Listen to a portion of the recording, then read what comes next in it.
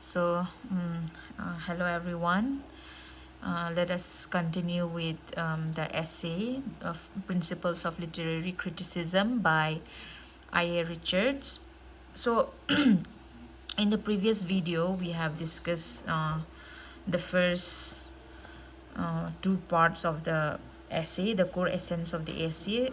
Let us revise that there are five major parts, 1, 2, 3, 4, and 5, and we have discussed the first two part in the previous video. So let us continue with how literature affects the human mind. Okay, how I.A. Richards used psychology in understanding literature, and how in his essay he talks about how a good literature is written and what is the value of a good literature. So let us come to the third part. Okay, so yes, uh, according to Richards, I.A. Richards, poetry is, like not just, you finding or a collection of beautiful words. Okay, so poetry is a means, the mode, MODE mode, as a means through which, a poet or a writer communicates and emotions, communicates his or her experiences and emotions to the readers. Right. So when poets write or when writers write, they are sharing something from their inner world. Right. They may be sharing what?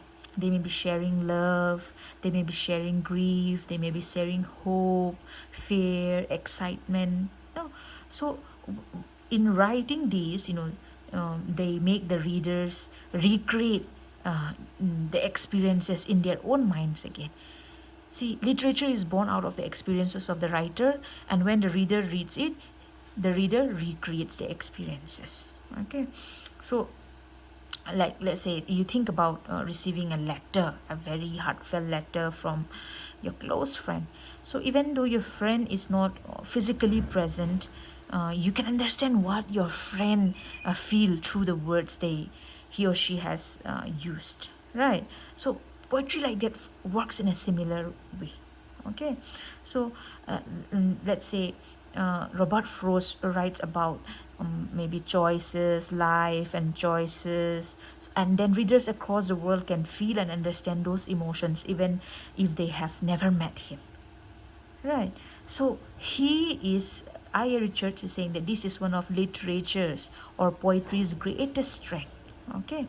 Uh, Poetry or literature act as communication, and it allows us to enter experiences beyond our own lives. Okay. Mm, Literature builds connection between minds. Literature allows readers to participate in experiences they may never have personally lived. All right. So poetry is like a bridge connecting poetry or literature is like a bridge connecting one human mind with another, right? So it allows experiences to travel across time, culture, and distance. I have told you, right? Robert Frost wrote a long way back, but then his writings, his feelings, the emotions that he put in his works now can be felt even by the younger generations when they read their poem. So that is it. Poetry or literature, it acts as a communication. Okay, acts as a communication through which a writer communicates his or her experiences and emotions to readers. Right.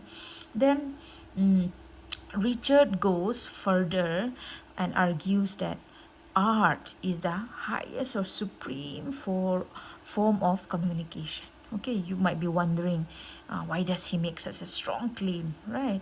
Because he's making such a strong claim because art can, in his words, art can communicate complex emotions and languages more effectively than ordinary language, right? So think about a music. Sometimes a piece of music, just a piece of music, moves us deeply even when no words are spoken. Just a tune or just a melody can move us sometimes even though when no words are spoken. right?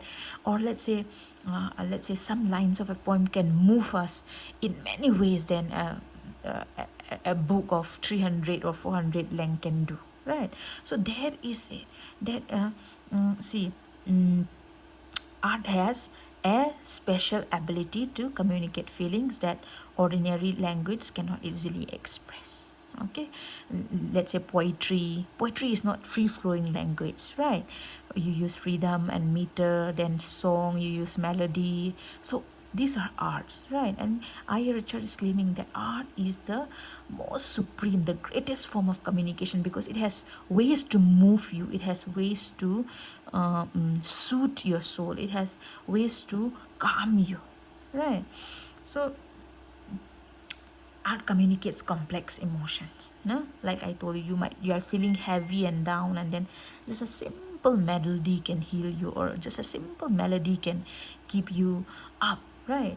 That's it. That's how art can communicate complex emotions. You may be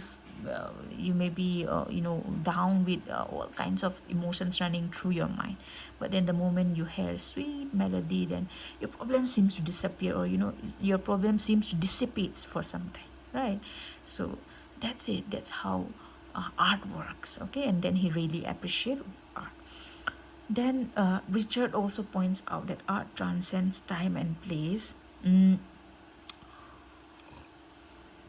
which means that suppose let's say art transcends time and place. Let's take an example. Readers today still likes and reads the work of William Shakespeare, William Wordsworth, even though these writers lived many centuries ago, right? Their works continue to communicate to our emotions, to modern readers, right? So these emotions remain understandable because human feelings have not changed. So he is saying that art creates shared understanding among people from different backgrounds. It